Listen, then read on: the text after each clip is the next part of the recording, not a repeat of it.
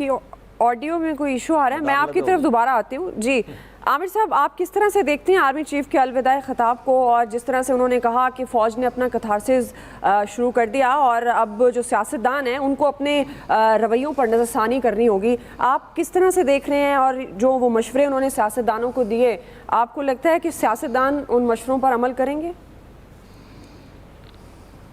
देखें, ये अलविदाई खिताब में अगर मशवरा ना होता तो कुछ और मैं तज्जिया करता। अब जाहिर है कि वो अलविदाई खिताब में बातें कह के और चले गए, और 29 नवंबर को कमान फ़ौज की उस कमानदार के हाथ में आ जाएगी जिसे प्राइम मिनिस्टर नामजद कर देंगे। उसके ऊपर हम और आप गपशप करते रहेंगे। उन्होंने बहुत सारी बातें कही हैं, बहुत सारी ठीक बातें कही हैं।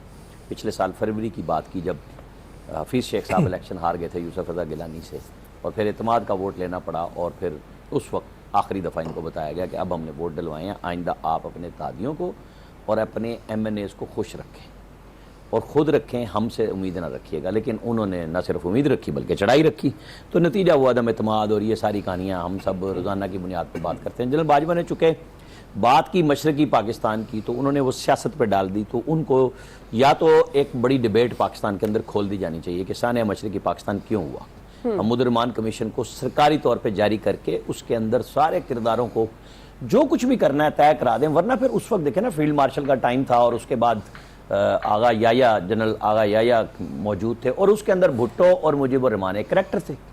उनके अंदर सुर्खियाँ भी लगी उनके ऊपर, और वो लगाने वाले भी सारी ज़िंदगी तड़पते रहे। मरूम अब्बास अत्तर के उन्होंने किधर तुम उधर हम वाली सुर्खी जो जमाई थी, जो भुट्टो के गले पड़ी। मतलब ये बड़ी बात है। जब आप टॉलरेंस की बात कर रहे हैं तो टॉलरेंस के लिए माशरे में आप एक तामीरी बहस को हिस्सा बनाइए, अपने ऊपर तनकीद को भी मस्बत लीजिए, दूसरों की तनकीद करने में भी मस्बत रवैया अपनाइए, बर्दाश्त कीजिए। लेकिन ये सब कुछ होगा जब नए आर्मी चीफ आएंगे। उनका इस्तकबाल हमारी सियासी जमातें किस तरह करती हैं। एक इमरान खान साहब ने अभी इंटरव्यू में कह दिया कि जनाब, वो नवाज शरीफ पे तो तनकीद कर रहे थे ना मुसलसल कि उनसे मशवरा क्यों हो रहा है। अब ऑफिशियल सीक्रेट एक्ट में वो कह रहे हैं मैं पार्टी का चेयरमैन हूं तो सदर साहब मेरे बगैर कैसे करेंगे। ये तो सबको पता है। फवाद चौधरी ने एक वीक पहले ट्वीट भी कर दिया था। आज उन्होंने खुद इजहार कर दिया, जो एक हफ्ते से वो इजहार रोक के बैठे हुए थे कि उनको उम्मीद थी कि कोई एक नाम नहीं होगा, जो कि आ गया। वो परेशानी का बाइस है। अभी हमें 26 तक देखना है। सेहतमंदी और बीमारी के दरमियान मुकाबला भी होगा बहुत सारे लोगों का। और आर्मी चीफ की जाहिर है कि अभी जो जावेद चौधरी के इंटरव्यू के टिकर्स चल रहे थे, उन्होंने कहा जाहिर है 27 तारीख को chairman joint chief of staff ने जाना है। तो फिर बड़ी चीजें नजर आ रही हैं कि तकर्रियां अगर अलग अलग होनी है तो आर्मी चीफ की तकर्री अगर 28 को होनी है तो नजर आ रहा है फिर वो नाम होगा जो इमरान खान साहब नहीं चाह रहे।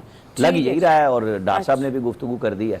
चलें जी, हाफिज ताहिर साहब आप अपनी बात कंप्लीट कीजिएगा, ऑडियो में प्रॉब्लम था आपके।